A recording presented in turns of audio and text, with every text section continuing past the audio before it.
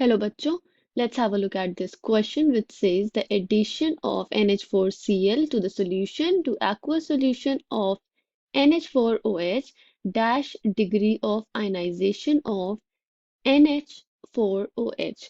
Okay, तो यहाँ हमें बताना है कि अगर हम aqueous solution of NH4OH में अमोनियम क्लोराइड या NH4Cl ऐड करेंगे तो अमोनियम हाइड्रोक्साइड के आयनाइजेशन में डिग्री ऑफ आयनाइजेशन में क्या डिफरेंस होगा. So the key concept here is common ion effect.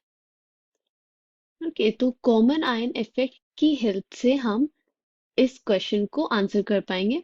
तो सबसे पहले जो कंपाउंड्स हमें प्रोवाइडेड हैं उसको आयनाइजेशन देख लेते हैं हम. First is NH4Cl.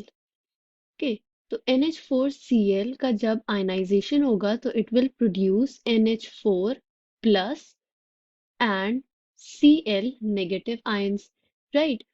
इसी तरह अगर NH4OH अमोनियम हाइड्रोक्साइड का आयनाइजेशन होगा तो on ionization it produces NH4 plus ammonium ion and hydroxide ion which is OH negative.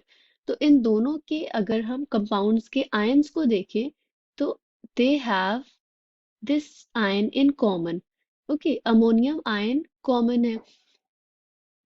That means कि अमोनियम हाइड्रोक्साइड जब आयनाइज करेगा तो वो ammonium ion and hydroxide ion produce करेगा.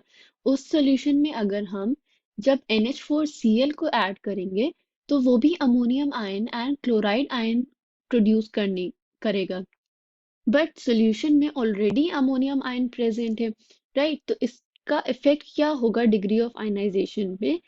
तो we can say if a species having a certain ion, अगर कोई species है जिसमें कोई सर्टेन आयन प्रेजेंट है यहाँ पे जैसे फॉर एग्जांपल अमोनियम आयन. तो if a species having a certain ion is added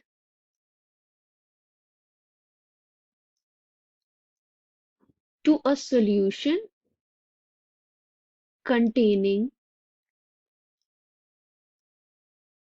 already the same ion,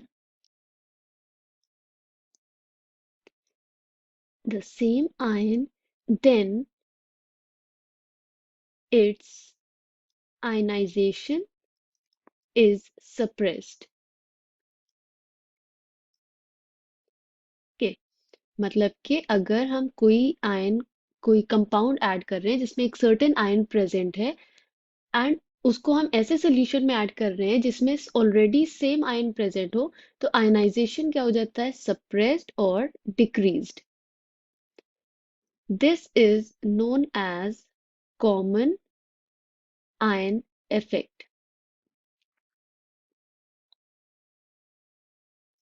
That is the decrease in the degree of ionization of a compound on addition of same species. So we can say that addition of NH4Cl to the solution of aqueous solution of NH4OH decreases the degree of ionization of NH4OH. I hope you understood it well. Thank you and best of luck.